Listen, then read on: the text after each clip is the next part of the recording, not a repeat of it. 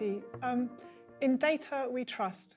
Should we? It's a really good question, and I'm so glad that you asked that, because the Centre for Data Ethics and Innovation is all about building trustworthy data innovation. And I guess the question is, why do we have the centre in the first place? And I think the reason is because there are lots and lots of new ways in which businesses, which government, which the third sector can use data. But lots of questions actually about whether we should be using data like that. And I always love that. It's kind of it's the Jurassic Park question, isn't it? We knew we could do this, but we didn't ask whether we should. And I really think that that's quite important when it comes to uses of data. So the CDEI was set up back in 2018, and at the time when we were first set up, we were very much looking at sort of what is the wider landscape for data use, and trying to understand how government, how businesses were using data, and what some of the risks were with that. And I think we saw plenty of risks. In particular, I think one that is often raised when it comes to sort of data ethics is around privacy, but also things like algorithmic bias. And I just think whether sort of using data aligns with our values as a society as well has been quite an important question that we've sort of found that we had to ask. But I think the problem is it's very easy to get mired in a sort of conversation about risk, and we sort of miss the flip side of that, which is the data opportunity, and it's vast. I sort of look back during the pandemic at all of the different ways that businesses in particular were using data. So I was working at the CBI at the time, and this sort of profound change in how companies viewed data and its capabilities and their ability to use it. I saw pubs developing apps so they could better serve their customers. In fact, one of my favourite moments during lockdown was when I found out my local pub was doing Sunday roasts, and of course they used the fact that I was on their mailing list to push this information out to me. Don't know whether I consented to that in the first place, but I was really glad that they did it. And I think and obviously that's quite a small example, but we saw almost everyone with office-based jobs switching to working from home. We saw companies switching a lot of their information onto the cloud, and sort of very quickly adopting lots of data-driven technologies. And I think the thing that we cannot ignore is how that kept the economy going through the crisis. The flip side is now we have lots of organisations who are using data-driven technologies and haven't really thought about how they're using it, both how they get the value out of the data, but also whether they have the right governance structures in place for that. And I think when it comes to sort of future investment in technology, but also making the most of the investment that we've already got, putting those governance structures in place is the thing that is absolutely key. Because I think when we worry about how data is used, typically we are worrying that it's being used in a way that we haven't really given permission for, or will affect us badly in some way. And I think that's key, isn't it? It's the governance frameworks, but also the point about consent and about permission. And I loved your example of the kind of, finding out that your local pub was doing a Sunday roast again because they told you, but you're not sure if you could consented to that mail list. So I think that, it's difficult because it's difficult we can't always give permission for things that haven't been asked for, but then there are unforeseen kind of use cases and opportunities, right? And you can't anticipate all of them, and then trying to anticipate all of them, can kind of then make it difficult to act in the present. And actually, sometimes, as you say, that kind of that approach or that contact was quite welcome. Other times, there'll be times when someone will receive an approach like that and find it intrusive, or experience it as surveillance or something. So it's quite a difficult territory to navigate. And I think that what's interesting for me is exactly that the parameters shift, right? So how can companies navigate this, or how can people navigate it? How can people communicate, what their thresholds are, what kind of data use cases they're comfortable with, when it might vary person to person or use case to use case, or even maybe you're happy to hear from your pub about the Sunday roast, but you'd rather not hear from I don't know a mobile phone company with another special offer. Yeah. So how can we communicate that granularity, I suppose? Yeah, and I think I think it's really important that you phrased it in terms of those examples as well, because I think one problem is you get people like us in a room, we talk about sort of data ethics a lot, and it's very easy to suddenly start getting into a fairly sort of esoteric conversation. But actually, all of us on the day-to-day are sort of making these nuanced decisions about whether we like the way data has been used about us or we don't. And you're right, it is extremely granular, and it's something that we're trying to understand at CDEI. So alongside the work that we're trying to do to help people innovate in a way that is trustworthy, in a way that is responsible, we have a public attitudes function, and we've done some research into the kinds of factors that matter for the general public when data about them is being used, or whether they're sort of choosing to engage in data-driven products, to buy them, what have you. And I think so. One of the first things is the actor is really important. So who is using my data, and in general, although certainly again it's granular. In general, the public sector is more trusted than the private sector, but certainly the NHS leads the way. Whereas other public services like policing, for example, and quite a lot of high-profile examples of issues with trust in the police at the moment, people feel sort of much more divided, often along demographic lines there. And again, in the private sector, it will depend a little bit on what the company is trying to do. And it's kind of interesting that you sort of use that example, I think, of the sort of local pub that I know and I quite, and I like versus a telecoms provider, which is likely to be a larger company. And there may be that sort of personal relationship with a company that matters to individuals. So we know that the actor matters. Also, the type of data. Essentially, people don't want to feel like they are being spied on. Okay. So sort of high-level data, things like demographic data, I think most people are relatively comfortable sharing. But it's like, if it's data about like when did your friend come round to your house, suddenly that starts to feel a lot more uncomfortable. So some of the other things that we found matter are what is the data being used for at all? So what's the use case? And again, generally speaking, where there is a strong public good, people tend to be more comfortable with it. In particular, sort of medical outcomes. So we've been doing some focus groups recently, and certainly things like tackling breast cancer, getting earlier diagnosis, people are really excited about the possibility data has there.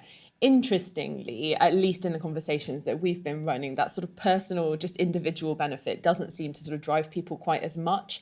And there is, again, this kind of concern. It's like, who is it benefiting? Is it here to benefit the little guy? Is it here to benefit me? Or actually, is it here to sort of line the pockets of other people? And then the final thing that does matter a lot to people is that the right governance structures are in place. And I think that there's quite a lot of sort of factors within that.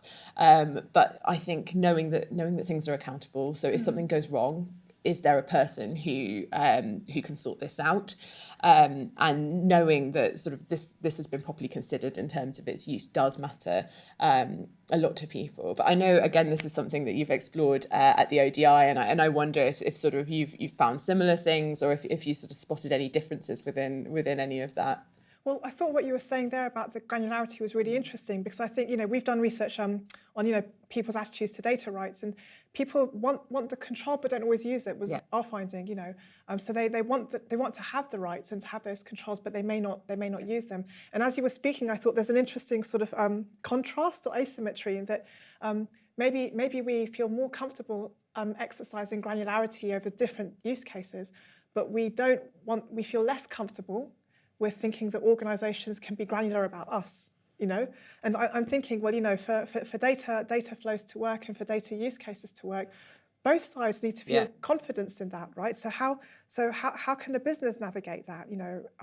When what they might want or need as an organisation to use data effectively might be going in a different direction to say what their customers or what their the people that if they're providing a service, what they might want. So there's an interesting tension then, and the conditions of trust aren't the same. It's not like one size fits all, kind of model of governance is going to suit all parties, or in all parties in all use cases at all time. You've got to have this kind of adaptability Yeah, you absolutely have, and I do think that that's where, coming back to this story, that data use has lots of positive benefits for people, and really getting better at articulating those becomes important, because I think most people can point to examples of algorithms that have made bad decisions, have made sexist or racist decisions, or have disadvantaged people. I think you can point to all sorts of examples of where data use has gone wrong,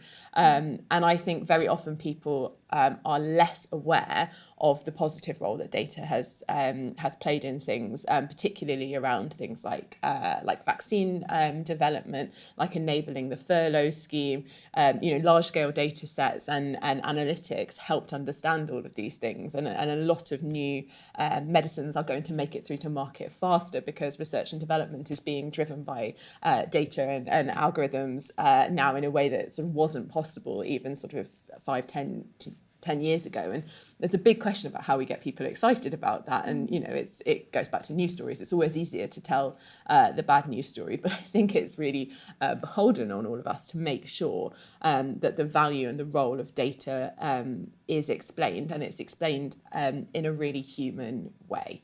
And trying to avoid, I think, as much as possible getting too technical about it, and really thinking about those outcomes which matter to everyone.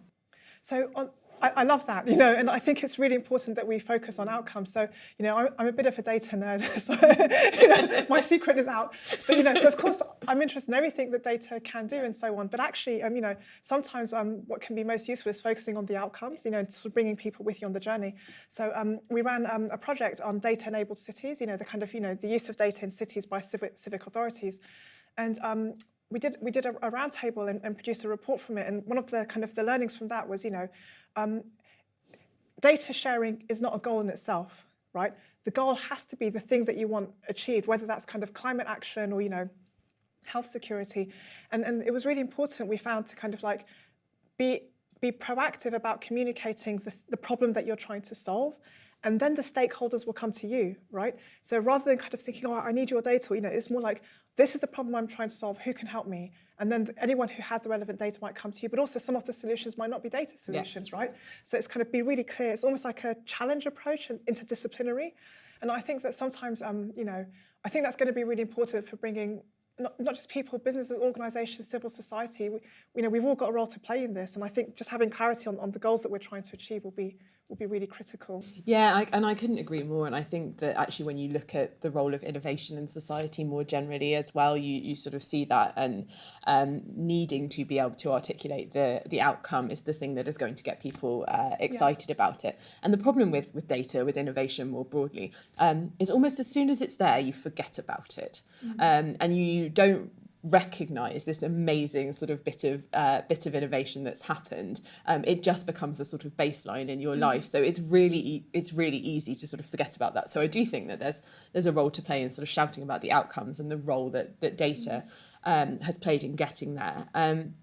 But I think there is a little bit of a challenge with focusing only on the outcomes when it comes to people who are trying to invest in data and AI. And certainly this was one of the things that I found with a lot of companies that I was talking to in my old role, was this sort of sense of, I don't know how to look under the lid. I don't know how to judge if this is a good AI, if this is going to do the things that I want, if this is going to do the things in the way that I want it to do them as well. And I don't know how to hold the AI to account. So I guess depending on the audience, I think that there is a role for particularly people who are developing new AI and data-driven products to make sure that they are explaining adequately to their customers how products are going to work, how it can be governed, and actually as a provider what their responsibility is. And we know it's holding the market back. Something like a quarter of medium and large size companies say that it's holding back their development of AI and data-driven technologies, and similarly, vendors say that it's the single biggest issue alongside skills, stopping them selling these technologies as well. This sort of concern around data ethics and governance of of these technologies. So I think that's quite important. So again, depends who you're talking to, but that sort of need to raise the confidence for companies and for government when they're investing in AI that is trustworthy as well is something that we have to look at. So it's one of the reasons why at CDEI we're looking at AI assurance, and you may have seen the government's AI strategy, and the sort of third pillar of that is talking about how do we build a pro growth, pro innovation regulatory regime for AI in the UK. And I guess where CDEI comes in we're not in the regulatory space, but we are around the sort of how do you build trust, and almost how do you build trust sort of outside of regulation. And I think assurance plays a really interesting and important role there in helping people to identify that and essentially helping people to look under the lid, and a third party being able to tell you, yes, this does what it says it should in the way that it should. So that for us is quite a key sort of area where we think you could help build trust through sort of kite marks and other things like that. I think what you're saying there is really interesting about assurance as an alternative to regulation, because regulation, it can feel top down. It's quite a formal process, and it can be slow to develop and to implement. But what assurance gives us is a different kind of mechanism for mutual trust and mutual confidence in something. And I love the mental image of looking under the lid. So and it's important though, because if you're going to kind of invest in AI, either invest in developing AI or in acquiring AI, or maybe feel safe about or comfortable with AI being used, it's you've got to know what's under the lid, or maybe you don't need to know what's under the lid, because I don't know what's under the hood in the car. I just need to know that someone else knows, and that we've agreed that it's fit for purpose. And I think we don't yet have that mechanism for assurance that we all have the same idea about how this is going to work, and we're all happy with it. Yeah, I think that's right, and I reflected the same thing, and probably maybe when we were kids, like actually when you went to buy a car, you really did look under the lid, and you were checking the mechanics of it. But as cars have become more electronic, more sophisticated, it becomes increasingly hard for us to do that. So how do we purchase a car? Well, we look at the safety ratings, we look at all sorts of various other trust measures, and I think that's exactly the same for AI, for the industry to develop and for it to mature. Assurance can play quite an important role there. I think the other thing about that is it's quite an economic opportunity for the UK. We look at a mature assurance ecosystem. So thinking about things like cybersecurity and the cybersecurity industry in the UK, that's worth something like £4 billion, and so. I mean, obviously, it's not directly analogous for AI assurance, but I think there is a really big opportunity there, particularly because you look at the strengths of the UK economy around professional services and legal services. We have the kind of businesses who can develop these products. We also have the sort of academic and civil society institutions that can help with that, and the kinds of businesses that are excited about taking up new technologies, particularly at the frontier. So I think we've got a really good sort of melting pot for all of this to happen. And really the question is just, what does that mature ecosystem look like, and how do we make sure we're taking the steps to get there, which is I hope what the CDEI's forthcoming work on this will do. But it is important, I think, to continue to work across the community on all of this, because it's certainly not something that one organisation can do alone. Yeah, I agree, and I think the sources of trust are going to be different. So an organisation, it could be a government department, it could be an industry leader. An organisation could come up with some kind of mechanism for assurance, either data assurance or AI assurance, and it could be gold-plated. It could be really robust. But if there isn't already trust in that organisation, that might not be the right home for that kind of assurance mechanism, for that trust mechanism. Because if you want kind of trust from people or from communities or from organisations, you've got to go to where the trust already is, and that might be with civil society. So, for example, some communities might already have established trust relationships, say with local community organisations, or say with local small businesses, and so they might have an interesting role to play in that ecosystem of kind of providing that assurance and providing that trust. And I think that's quite interesting, that it's quite an interesting development we're seeing in how data ecosystems mature. That they might not be top down, or they might not be with the existing sort of formal structures. you might see kind of bottom-up mechanisms or mechanisms that are based around existing social networks and so on, which could be quite interesting. Yeah, definitely. And I think what you get there is you get sort of direct feedback from the people for whom the trust matters. And you talked about sort of assurance being an alternative to regulation, and I think the fact that assurance can be more agile, it can change more regularly, standards and things can be updated, and people have to kind of keep meeting them. The only way that you continue to update that in a way that feels like it is going to build trust is if you're listening to the people who are having to do the trusting. I also think the thing that's quite useful for particularly the companies that are developing these data-driven products is that feedback from the market in terms of what really matters to people, and understanding what it is that they have to do in order to build trustworthy systems. Because I think that can also be something that holds organisations back.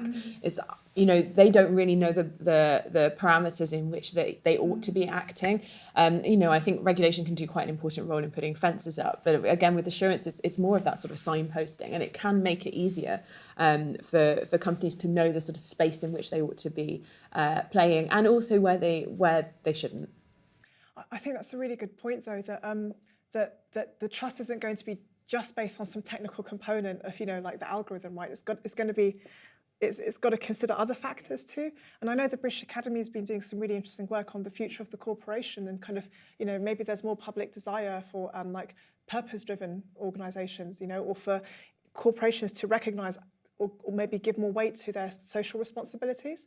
So again, it's not just about is the data clean, is the analysis robust? It's what is the context that this data is going to be used in, and and what accountability will there be for the impacts of it? Yeah, it's got to be a more rounded picture. Definitely, and I think that it comes back to the story, doesn't it? About what is the data for? Why should I care about it, and why does it matter to me? Earlier, when you were talking about trust, it struck me that trust isn't. It's not something that exists outside of space and time, right? It exists in a relationship, and it seems to me that what we're talking about here are these kind of the aspects of relationships that they change over time. They're context sensitive. It depends on the stakeholders in them, and that will change, and it'll depend on what the conversation's about. And it seems to me that that how we engage with the uses of data, the provenance of data, where the data's come from, whether it's fit for the purpose it's going to be used for, whether it's got gaps in it that might lead to unfair outcomes. All of these questions, they're questions that don't happen in a void. They happen in the context of the relationship between the different stakeholders around that conversation. So maybe it's thinking about assurance as a way of making those relationships better. And I always think that if a relationship is robust and there's trust, it can withstand mistakes. Mistakes are only catastrophic if the trust isn't there. Yeah. Whereas if the trust is there and you make a misstep, then you can recover from it together. And I think that would be a good way to think about, because we're going to have new use cases for data, new use cases for AI, technologies beyond AI that haven't yet been developed from the availability of data. So I think that the way this is going to be sustainable, and that we can invest in it, is if we actually invest in the idea of this being a relational process. Yeah, I think that's a really really nice way of putting it. And you think about in life when anything goes wrong, it's actually the question of how people respond when it goes wrong that influences how people feel about it. And for me, I think about the examples of really great customer service that I have had in shops or whatever, and it is always something has gone wrong and someone has gone above and beyond to sort it out because they knew it was a problem that it had gone wrong.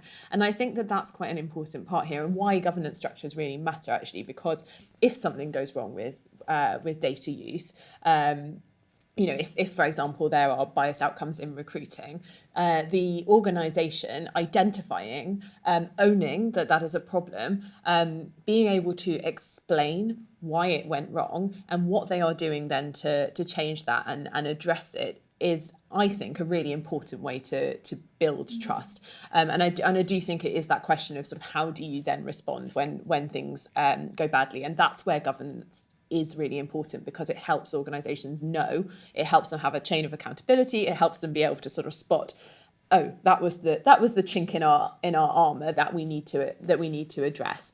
Of course, there is then that relationship aspect to it, and it's going to become a source of competitive advantage, I think, for organisations who are developing AI, the ones that can get this right. I think that's brilliant, and going further, I'd say that, an organisation building that capacity in itself, developing that kind of mindset and skill set to be able to handle mistakes like that, that's going to have benefits beyond sort of data use, to just how those organisations operate, with customers, with, the people they're providing services to, and with each other. So I love that you see it as a competitive advantage, and I have to agree. That's brilliant. Well, and I think the other thing is that although we're talking about data use and kind of building trust in data use as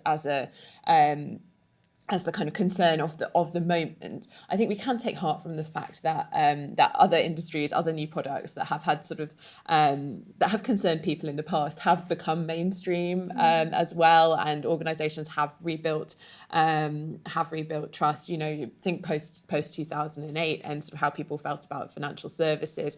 Now, financial services industry is completely transformed. Actually, partly because of data innovation. There's lots of new products. It's really vibrant. And for the most part, I think there's relatively good trust there. Though I must admit, I don't have the data to hand. But I think industries can rebuild trust, and again, it's a mix of regulation, putting up the boundaries, but also figuring out how you build the right assurance and how, as companies, you engage with people more generally as well, and you build those relationships.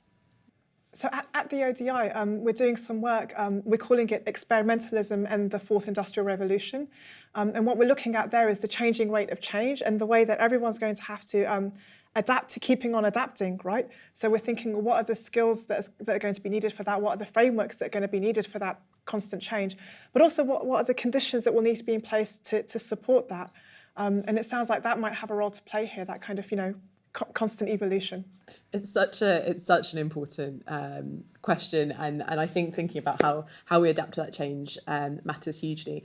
Actually, I'm a business person I used to talk to about this fairly regularly told me that he thinks the children of the future are going to have to turn midlife crises into an art form, which I really liked, and I think institutions like ours have to be here to help other organisations find their way through this, because the potential for data for AI is enormous, and really the question is, how do we grasp it, and how do we do that in a way that benefits all of society and makes them feel like they're benefiting from it as well? I look forward to it. That's brilliant. Thank you very much for this, team.